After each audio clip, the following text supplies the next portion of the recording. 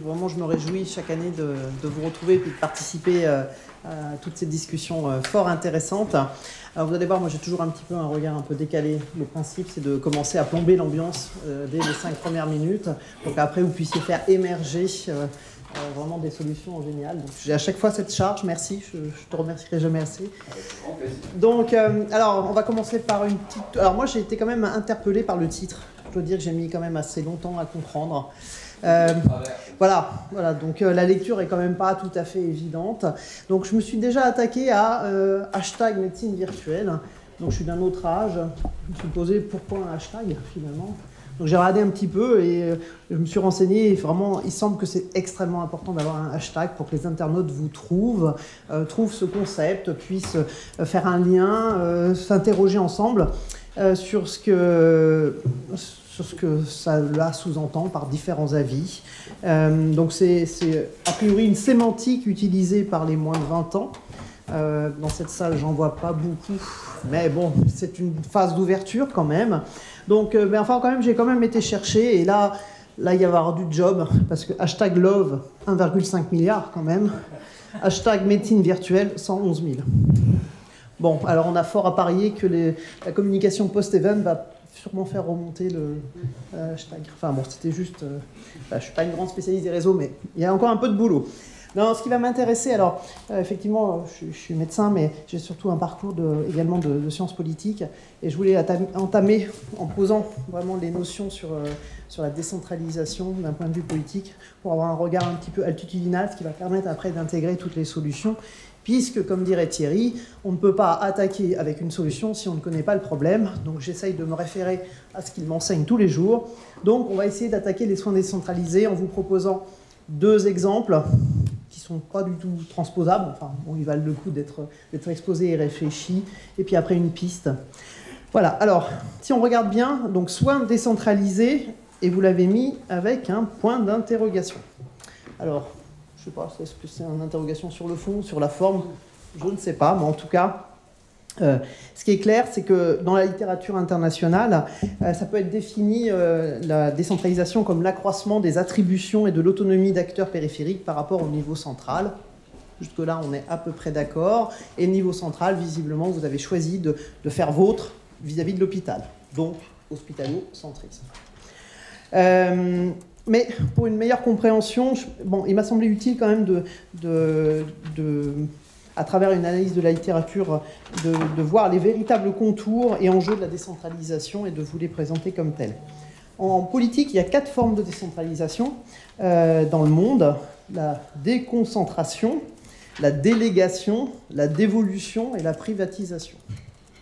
Déjà, vous voyez, c'est pas gagné. On pensait que décentraliser, c'était assez central. Non, finalement, ça ne l'est pas du tout. Et cette approche quadridimensionnelle encadre la décentralisation des systèmes de santé pour l'Organisation mondiale de la santé. Rien que cela. Alors, je vais vous donner les définitions, comme ça vous allez voir où vous vous retrouvez. Si vous êtes plutôt des déconcentrateurs, des décentralisateurs, des dévoluteurs.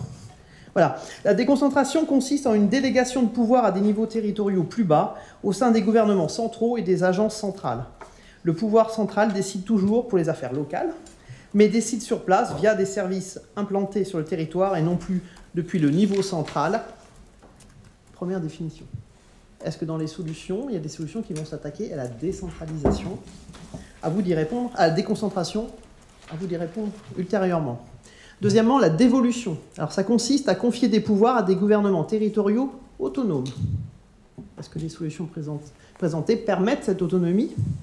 Dans la journée, je pense que vous aurez des clés de réponse. 4e point, la délégation.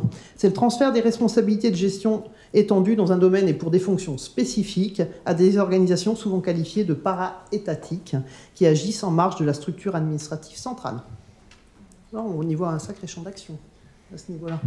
Et puis enfin, la privatisation est un transfert de responsabilités à des organisations privées, lucratives ou non, à qui sont déléguées certaines fonctions antérieurement assumées par les gouvernements. Rôle public-privé.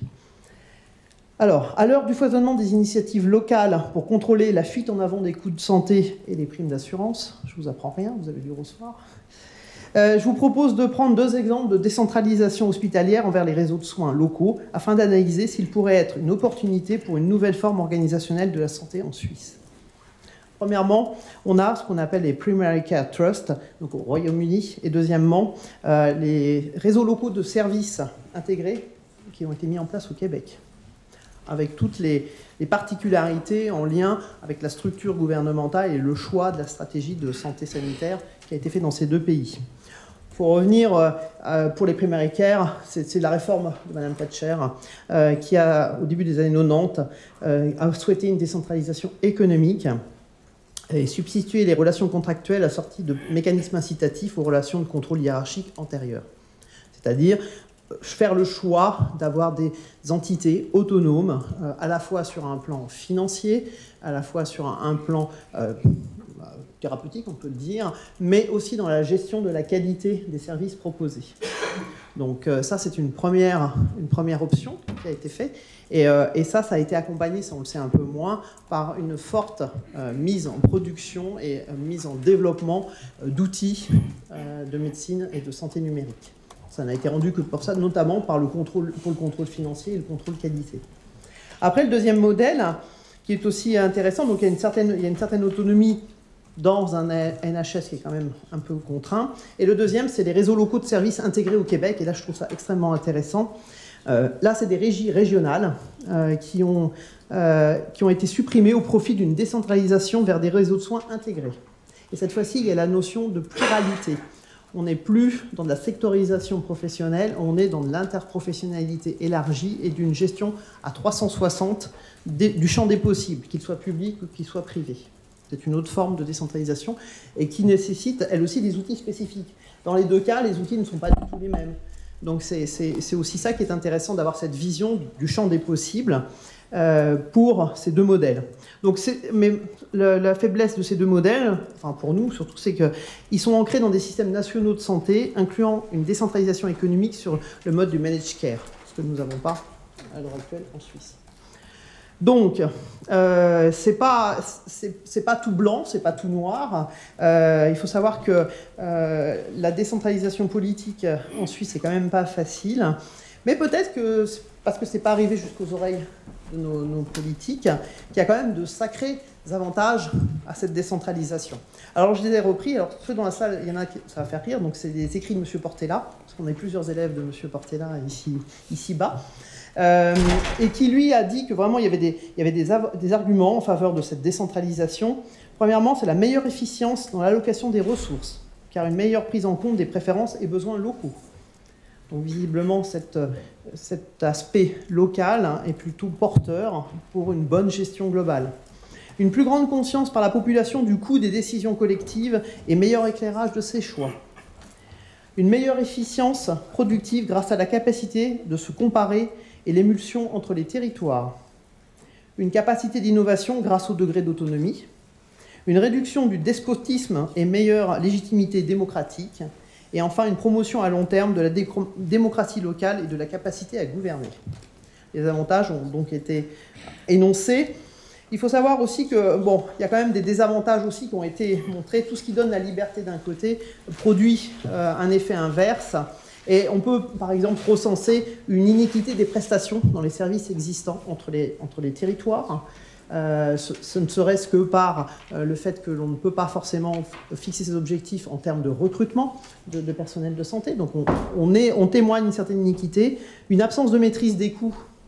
Ça a été également noté au niveau du NHS sur certaines explorations. On trouve des corruptions, une absence d'information, d'évaluation, une potentialité de blocage de la réforme. Alors la corruption, c'est un peu rude comme terme, c'est la traduction que l'on se fait de l'anglais. C'est surtout que c'est l'émergence de groupes d'intérêt et d'aspects monopolistiques. Kaiser Permanente en est un magnifique exemple, mais à l'exemple de l'échelle des États-Unis, la même chose en Suisse, je vous laisse imaginer ce que ça peut faire. Enfin, en guise de conclusion, j'aimerais amener l'exemple danois, qui, selon moi, apporte vraiment une solution qui serait tout à fait adaptable à notre prise en soin et à notre réflexion fédéraliste, qui est un joli compromis et le berceau d'une décentralisation où la médecine virtuelle pourrait trouver une place de choix en termes de pertinence et d'efficience. Alors, évidemment, pour bien comprendre, il faut que je vous présente un peu sur quel modèle il a été construit. Et puis, je pourrais citer un de nos professeurs qui était Michael Derham, quand nous étions en classe de gouvernance, et qui nous a dit qu'il faut passer du mammouth au chamois, du samouraï au ninja.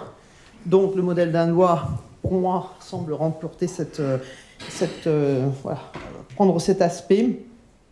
En proposant la transformation du système hospitalier en un réseau de soins intégré de type hub and spoke, donc réseau en étoile, qui permettrait d'assurer des soins optimaux en toutes circonstances et les maintenir même dans des situations exceptionnelles avec l'aide d'une médecine virtuelle solide et assumée. Ce que l'on fait exactement les Danois. Donc leur système vise à promouvoir une offre complète et interconnectée au sein d'un réseau de prestataires à la fois complémentaires et indépendants. Dans ce cadre, les prestations médicales complexes ou requérant d'importantes infrastructures sont proposées dans les grands hôpitaux, hub central, et les divers SPOC décentralisés, plus petits établissements locaux, assurent quant à eux les soins de base en complément du hub. Une transformation réussie du système hospitalier avec un tel réseau permettrait d'offrir des soins centrés sur le patient avec un rapport coût-efficacité optimal et garantirait la disponibilité des ressources dans des moments extraordinaires grâce à une meilleure coordination et surtout connaissance de l'ensemble des acteurs présents. En gros, on rame tous dans le même... pour arriver au même endroit, quoi. Alors, selon le modèle danois, si on extrapole, plusieurs économistes ont fait l'exercice, si on extrapolait à la Suisse, on pourrait avoir des effets très bénéfiques. Rien que dans le secteur des soins aigus, cela permettrait de réaliser des gains d'efficacité pouvant atteindre 730 millions de francs par an, selon le cabinet PwC. Toujours selon le même cabinet, la pénurie de spécialistes pourrait également être considérablement atténuée et ainsi 2,6 à 3,1 milliards de francs pourraient être économisés dans la synergie d'infrastructures au cours des prochaines années. Et c'est bien tout le mal qu'on se souhaite finalement, nous, en tant que payeurs de primes. C'est d'autant que ce modèle est idéal pour une implémentation optimale de la santé virtuelle. Pour conclure, je dirais hashtag c'est pas gagné, hashtag on va se battre, et puis je vous souhaite une bonne conférence et merci aux organisateurs encore pour ce moment d'échange.